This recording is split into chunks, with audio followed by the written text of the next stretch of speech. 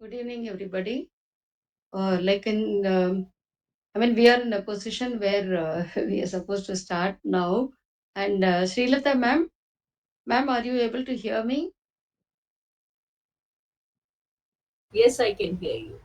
Okay, ma'am. Like Preeti has asked me to officiate today because she's Yes, not able yes. to attend today's meeting. Yeah. And we also just got to know that the first presenter, Mr. Akinchan from Jamshedpur, is unable to join us today. Due to Okay. some family emergency, has just sent a mail. So in which case, I just checked with Preeti ma'am. She said we can just go ahead with Minu's presentation. So in the case, can we begin, ma'am? Then can we begin today's session with Minu's presentation?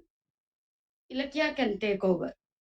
I welcome Dr. Minu Agnus, who was with us actually from 2015, maybe for a year she was here, and she had gone to RK Nagar College on deputation, and we are very happy to have her back here in our college.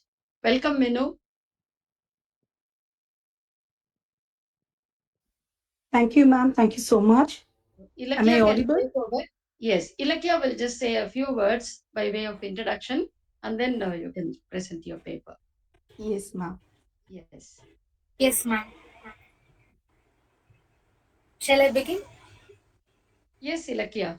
Yes. Oh, a warm good evening to all who are present here. Let me introduce myself. I'm Ilakya from 2nd MA English Literature, student of Queen Mary's College. And here begins the final session of this year 2024. And we're going to be engaged by the paper presenters. Before that, I welcome you all to the fortnightly symposium of the Research Department of English, Queen Mary's College, on behalf of the In Tandem Research Club. The theme of this academic year, 2024 to 2025, is conflict, peace, reconciliation, and planetary well-being. And today's topic is settler-native contact narratives. Yes, Ilakya, you can straight away introduce Dr. Minu of our department. Okay, We ma'am. invite her to make a presentation.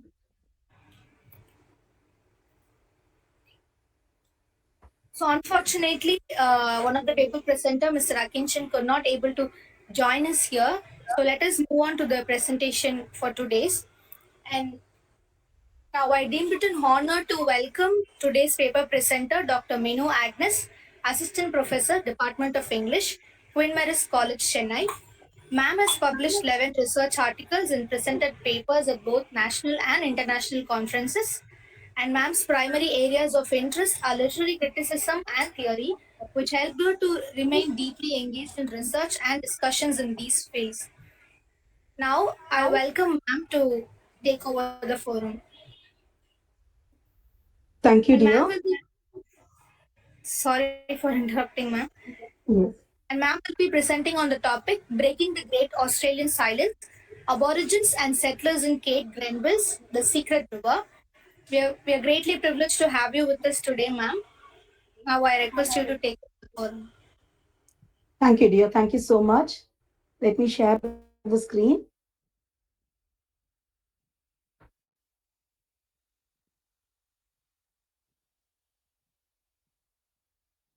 Hope you can see the screen, right? Yes, Minu. Yes. Yes, ma'am. Thank you so much, ma'am. So, as the student rightly pointed out, the title of my paper is Breaking the Great Australian Silence, Aborigines and Settlers in Cape Grenville's The Secret River. I would like to start my presentation with David Malouf's quote: History is not what happens, but what is told. We are aware of the fact that history plays a crucial role in sustenance of a nation as it provides nationalistic feeling in the hearts of its citizens. It gives them a sense of belonging and brings them together as a community to stand for their nation. It also lists the accomplishments of the past that boost the confidence in the people of the present.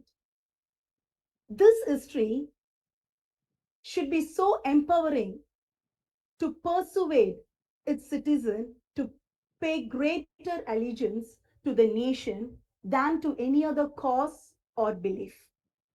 Such history can be created only by the addition of highly colored nationalistic stories and deletion of the fact that blemishes the nation's glory. Such narrative was very much important to settler nations like Australia. Australia's dominant historical narrative begins with the discovery, which is given in quotes, discovery of Australia by Captain James Cook in the year 1770. The land was called Terra Nullius, in other words, land belonging to no one, which ignores the presence of aborigines even before the arrival of Europeans. It records about how Europeans explored this new land and settled there. It also registers the milestones of progress, focusing more about building railways and federation, paving way to create modern Australia. This narrative, dominant historical narrative, which was flaunted by the white settlers historians, they silenced the narratives of aborigines. They were flaunting only about the achievements of white settlers and silenced the narratives of aborigines. They didn't mention anything about their displacement, the violence which were caused to them by the colonizers, and the cultural destruction caused by the colonization. W.E.H. Tanner, an Australian anthropologist, shook the nation of Australia in the year 1968 with his lecture titled The Great Australian Silence. In this lecture, he highlighted about how this dominant narrative historians silenced not only the historical facts of aborigines but also their physical and cultural presence. He says that these historians they suffer because of cult of forgetfulness. Because of this forgetfulness, they have excluded the narratives of frontier wars and stolen generations from mainstream historical narratives, which includes the pains and struggles of the aborigines.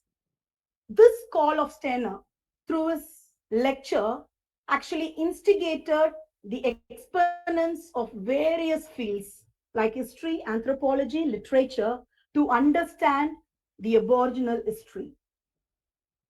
Now, here we have Kate Grenville's The Secret River. This novel by Kate Grenville is an attempt to prove or include the histories of both the white settler and the Aborigines. This novel, The Secret River, was published in the year 2005. This title, The Secret River, was actually borrowed from Stanner's lecture. I quote, "There is a secret river of blood in Australian history." This is an historical novel translated into 20 languages. It has bagged many awards, prestigious Miles Franklin Award, Commonwealth Writers Prize for Best Book, and Australia Indian Council Award. This work of Kate Grenville actually intended to be a non-fiction. Grenville thought of bringing in the history of her great great great grandfather, Solomon Weissman. And in process, this work became fiction, having William Thornhill as its protagonist. This novel has three parts, along with a prologue and an epilogue.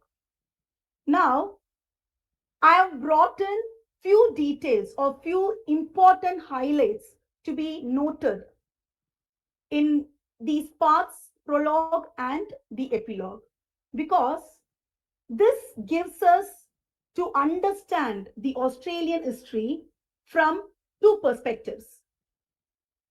The dominant historical narrative actually ignored the Aboriginal history. But here, Grenville, in her work in this novel, has brought in two perspectives. And here we have this prologue where she records about Will's, the protagonist's, first day experience in New South Wales, Australia, as a convict. We have fully clothed Will standing there in that place, encountering an aborigine for the first time. Fully clothed Will can be seen as the representative of the highly civilized society of the West. And on the other hand, we have an aborigine who wears nudity as a cloak, who is not even considered as a human being by these Westerners. But fully clothed Will feels as skinless as a maggot in front of the aborigine who wears nudity as a cloak. Without understanding the situation, Will shouts at this aborigine, saying, "Be off my land." And this aborigine, again, is clueless. He repeats the same words with the same tone to Will. Now here Will's confidence is shattered. He couldn't say anything, couldn't do anything. He just stands there with full of insecure feeling. He doesn't know how to react to this aborigine. This small dialogue between Will and this nameless aborigine sets the stage for the conflict at the center of the novel. The battle for claim over the land between the white settlers and aborigines. And in part one, which is titled as London, we get to know about Will's early life and the struggles which he faced because of poverty for his survival. And then he marries Saul, daughter of Mr. Middleton, the waterman in River Thames. Whenever he thinks about Middleton and his house, it gives him a sense of warmth because his house is filled with breads. That is what mentioned in the novel. Just the basic needs, just the house with basic needs gives the sense of warmth to Will. From this, we can understand the sufferings which he underwent in London. And then, after marrying Saul, he becomes an apprentice to Mr. Middleton and he helps Middleton in his waterman service. And until then, he considered Middleton to be his role model. All he wants is a house with breads. That is what Will aspired for. But one day, he witnessed an incident where his father-in-law, Mr. Middleton, faced humiliation because of England's social hierarchy. He had lords coming to his boat. They humiliated him to the core. And that again crashed the psyche of Will. And then some misfortune struck the family. They lose all their property, their boat, their house, everything. And Will doesn't know what to do because of one grave illness. Mr. Middleton and his wife, they die. And now we have Will and Saul. They are helpless. They don't know what to do. At this circumstance, Will steals some timber for his family to protect his family, to earn bread for his family. But because of this offense, he was deported to Sydney. And with this, the part one, titled London, ends. Then comes part two, Sydney. Here, Will's life in New South Wales was recorded and his journey from convict to free settler is registered. The only aspiration for Will in New South Wales was to acquire a piece of land. He wants a land where he can construct a house for himself and his family. In this part, he is also introduced to two main characters. One is Thomas Blackwood and other one is Smasher Sullivan.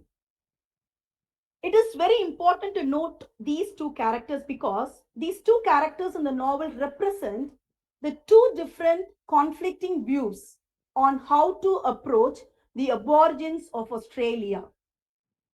Blackwood is known for his phrase, give a little, take a little, which informs us about the relationship which he has with the natives. According to him, only give and take will pave for the mutual coexistence of the two cultures. In contrast to Blackwood's viewpoint, we have Sullivan who is filled with hatred for the Aborigines. He sees them not as human beings but as black savages who hinder the peaceful existence of the settlers. He strongly believes that the issue of aborigines should be dealt with quickly and with an iron fist. And now here we have our protagonist, Will, who's caught between Blackwood's moderate approach and Sullivan's racist approach. So with this, the part two ends. And part three plays an important role in this novel because it is where the white settlers and the aborigines come to conflict. The reason for this conflict is Will, because his aspiration was to possess a piece of land. And with that dream in his heart, he gets a land which was not, according to him, which was not owned by anybody, which had daisies all around. Someone has planted daisies, only those were there, and it had no demarcation, which serves as the signboard that the land belongs to someone. So somehow he lands there, he possesses the land, and the first thing he does is he fences the land, he pulls out all the daisies, and he plants corn. At that point, the conflict races. There was no problem for the Aborigines when they witnessed Will building a house there. But there comes the problem when he pulled or when he destroyed the daisies which they have planted in this land. Will argued that this land was not demarcated as a possession to anyone. And that's why he has won, he has got the land, he has possessed the land. But according to the Aborigines, the planting of the daisies itself is a mark that this land belongs to them or this land is for them.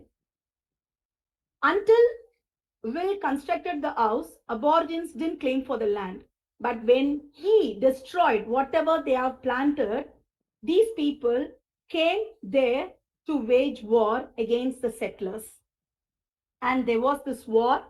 Until then, Will was caught between the approach of Sullivan and the approach of Blackwood. And when Will understood that the Aborigines are the threat to his aspiration to possess the land, which now this aspiration has now become the obsession of possessing the land. He took the stand of Smasher Sullivan along with him and other crew members. He just gets into the Aborigines crew and them, clubs women and children to death. After the great massacre, he establishes his power over Aborigines. He established his power over Aborigines with the blood in his hand. And that's how this part 3 comes to an end. Next comes the epilogue. Here in this epilogue, we have the novelist enlisting the possession of the wealth acquired by the protagonist. Now he has his newly constructed stone house, which actually covers the Aborigines' inscriptions on the top of the rock, which is an act of silencing the evidence that proclaims the history of Aborigines. He doesn't want anyone to know that the land which he possesses now was owned by some Aborigines. So he covers that with his newly constructed house. And he also declares his power over the land. And after that bloody massacre, no aborigine comes to fight for that piece of land. Though he has everything, though he's respected by many young white settlers in his place, there is something that haunts him. He was haunted by the spiritual presence of the real owners of the land, the Aborigines, whom he murdered. It gives him this haunting sensation, gives him the feeling of emptiness. And from this, he understands that he understands the ultimate truth that nothing belongs to him. The only aspiration which he has in his mind was to possess a land, to have a house that can provide for his family. That was his dream. That was his great Australian dream. When he felt that the Aborigines were the hindrance to achieve these dreams, he killed them. And now he has everything, but still he is haunted by this feeling of emptiness. So, from this novel, or from the close reading of this novel, we can understand how Grenville breaks the great Australian silence, because all this while the novelist or even the poets were exploring the themes about the white settlers, their struggles to settle in the new land. But here we have Kate Grenville, who talks about not only about the struggle of a white settler, but also the pain of the Aborigines. Especially part one of this novel enlists the social factors that transform the psyche of a person from being hunted to hunter. Until Will's presence in London, he was considered to be a low class person who steals food for his family. He is considered as a thief, but he had this aspiration. He was just smashed by the people because of social hierarchy.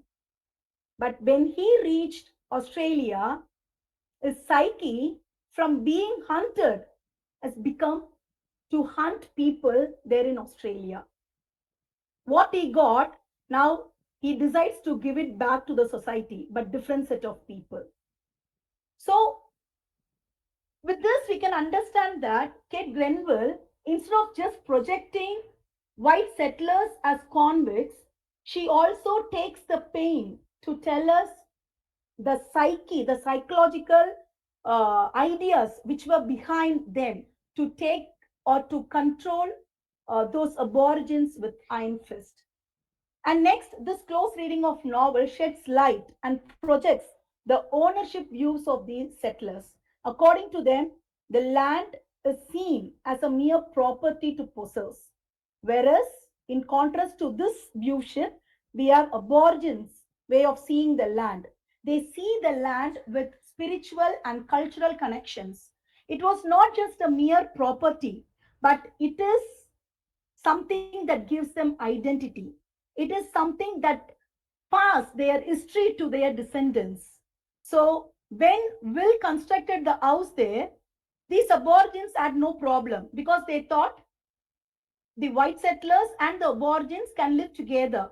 But when they disturbed the nature by pulling out all the daisies out of the land, then comes the conflict. So from this we can understand how the Aborigines saw the nature. They they didn't try to tame the nature, but they tried to live with the nature. They didn't try to boss over the nature, but they want to lead a peaceful life along the nature.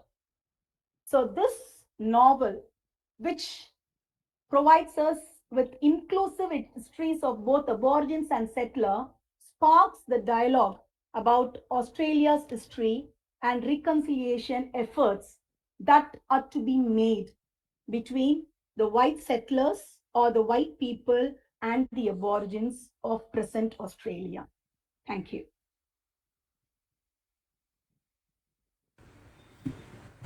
Thank you, ma'am. And it's for the time for the question. So, audience, if you have any questions or if you want to share any points to add on to what ma'am presentation, you can do. Yes. Yes, we Thank have you. Srilata ma'am who would make an Yeah, observation separately. yes. I Yes. mean, you took me back to my own time when I worked on Australian novelist called Patrick White. Patrick White won the Nobel, and we wondered why. I mean, much later, I worked on it and I looked at it at his vision or something like that when I worked for my MPhil. Those in 83, 82 or 83. But there too, I think he won the Nobel because of his portrayal, for the first time, inclusive portrayal of the Aborigines of the land. There he was trying to, in his novels like Fringe of Leaves and Riders in the Chariot, Wars, in all these, he was just trying to bring, to depict both the Australian, I mean the people who came from outside, whether they were convicts or what noble settlers from out from other places who were adventurers, they tried to settle down. It was the imperialistic attitude they presented, and I think this the novel that you just spoke about, Grenville spoke about that. But there comes a time, Judith writes poems, tells you how the haunting images of the spirituality of the Aborigines, it haunts them. At some point in time, when they live as settlers on the land, the Europeans, they get to know that the land does possess a kind of a spirit which works on them also. You said pulling out daisies. I'm just thinking, indigenous, what they all did, even when they came to India, the British, they wanted their gardens to look like what it was back home. So they planted all kinds of indigenous. Pulled out all the indigenous kind of trees. Cut down all that. Some of them were good. It helped them to build railway tracks and so on. So they cut down that and took them home. All the rosewood and mahogany and other things. But the remaining, they wanted their gardens to look. The ladies wanted their gardens to look like the British gardens. So here the Bushmen were, or the what do you call? I think these were called the Bushmen also. Those who lived partly inside the settler you are talking about must be a Bushman, right? Or not exactly the Aborigine, but those who lived like moving from place to place. So here is a person who, and they were not really, they didn't really have great reputation. So I think that this Grenville's work is a history of the early days to this.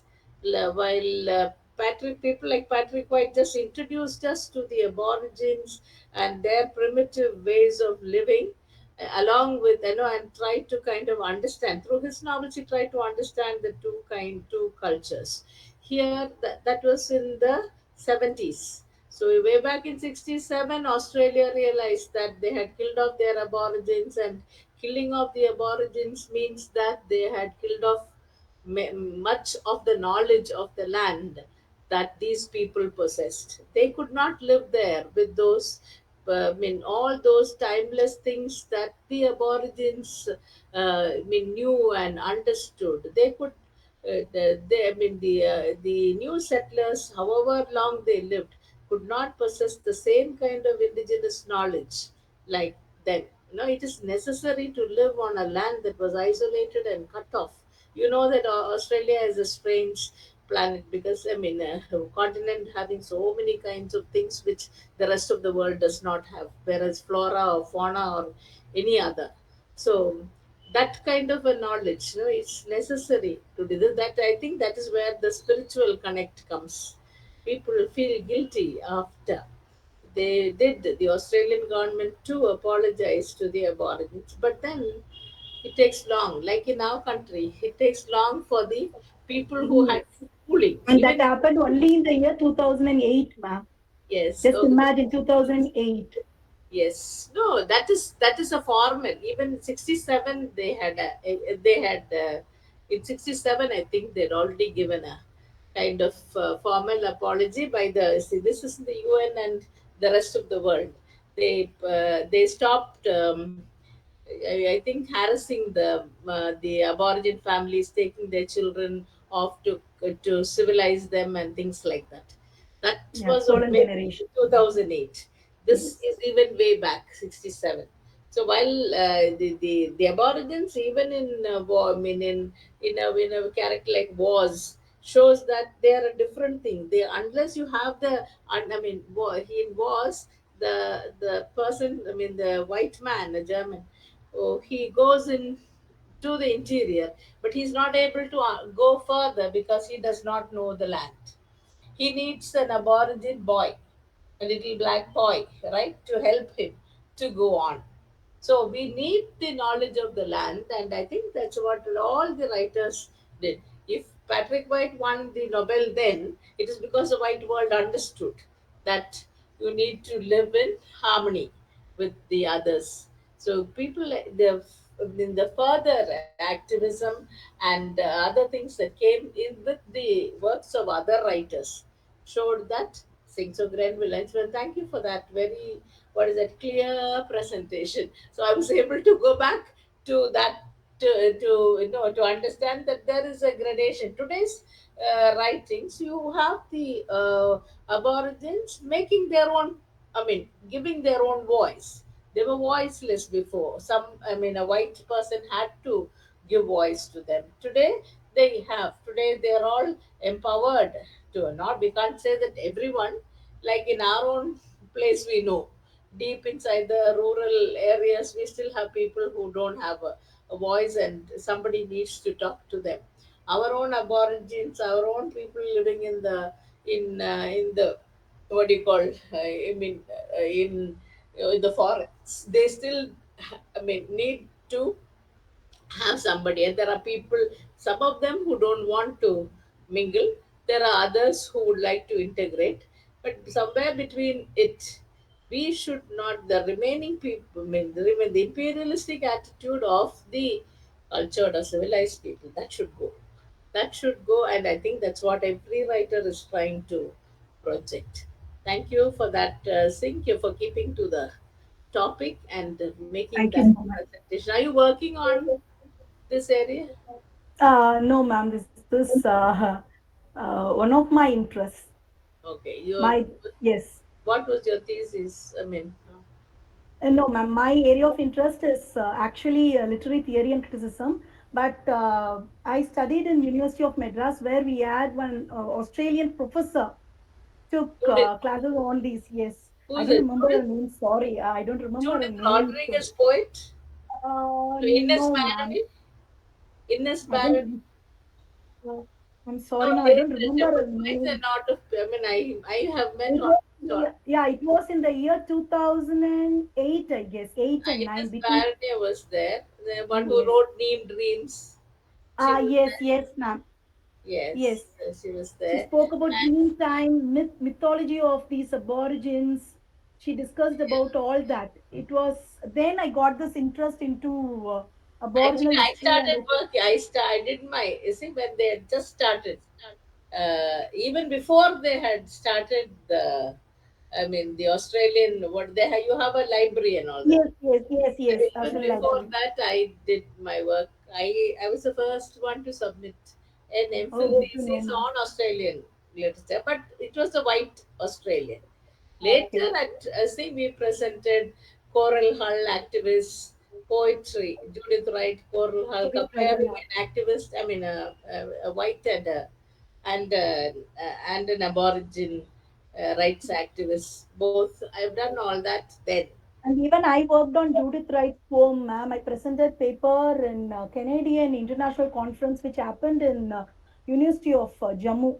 That was in the year 2006. Even before So, that, there was one in yeah. Madras University presented two, and it was then Okay. that, and it was Judith Wright actually who kept on talking. I mean, telling me to work on things. So Murray Bale's Eucalyptus, I presented a paper. Judith Wright's poems, I presented a paper, and also, worked on later. I was moved to work on the on eco poetry only because of Judith Rodriguez.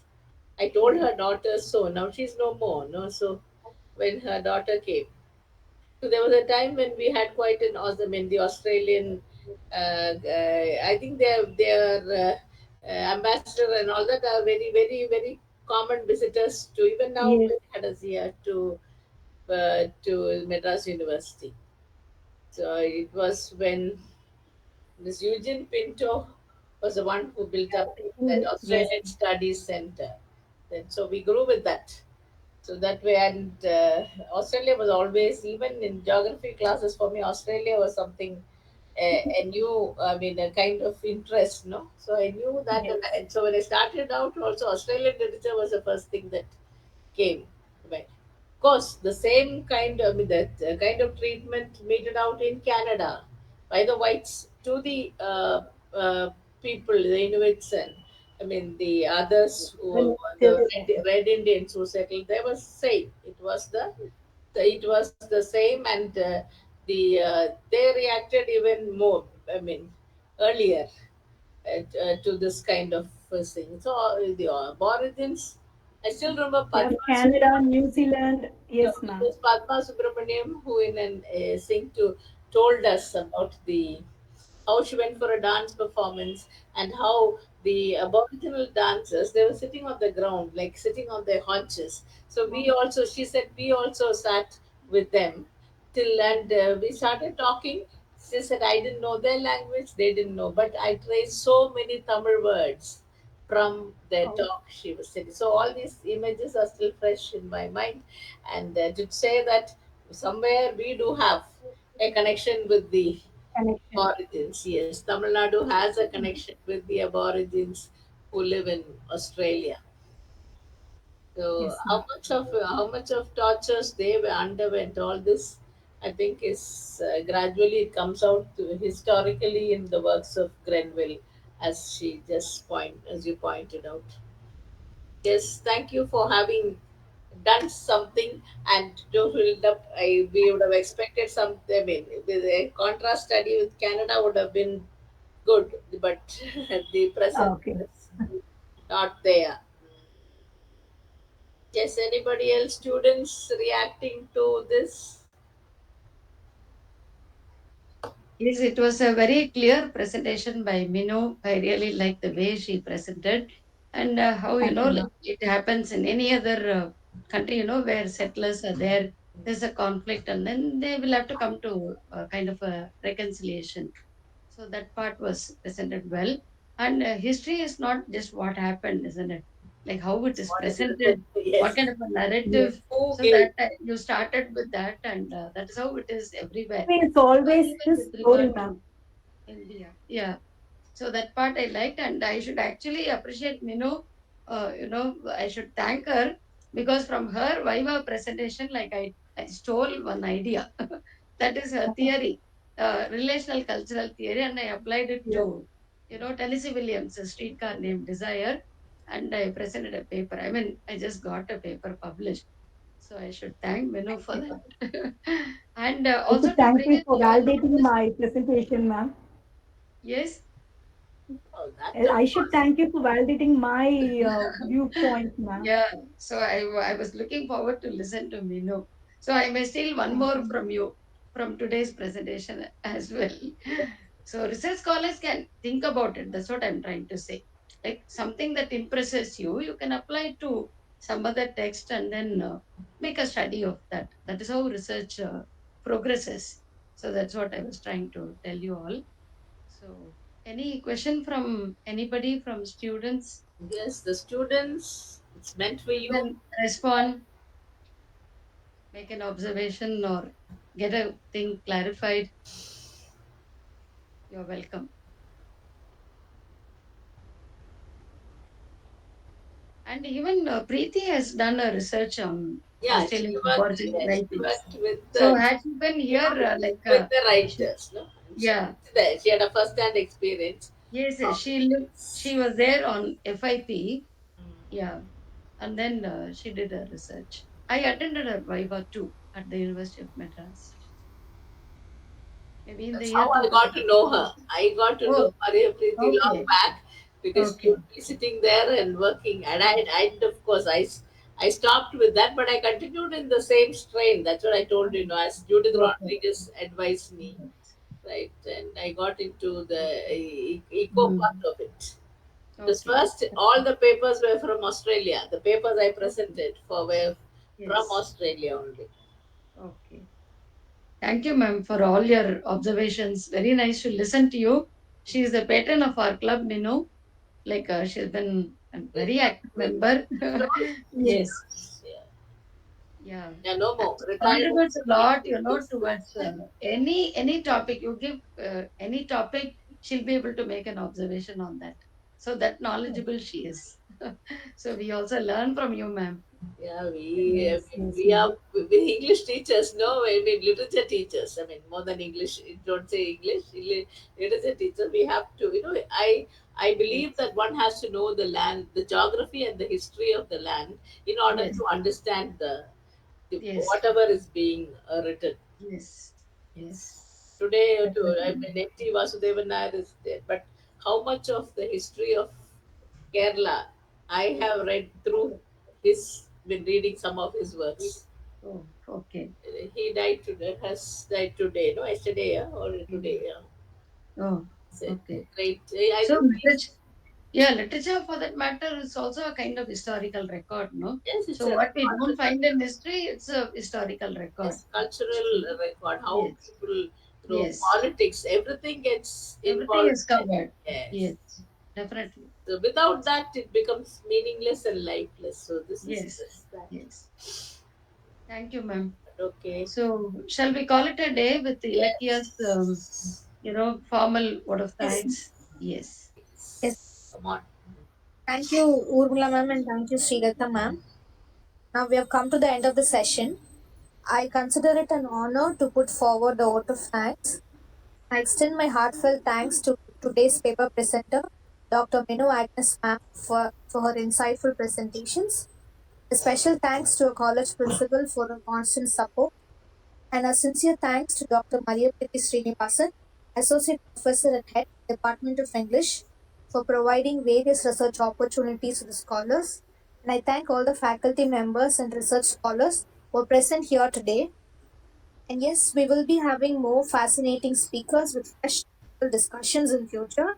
So let us meet on 10th of January for our next symposium meeting. The new year with new beginnings. Thank you. Thank you. So wish you all a very happy new year, a Yes, very yes. promising new year. Yes. Thank you. Love Wish you. you all Thank the you. same. Thank you, ma'am. All of See you. you, ma'am.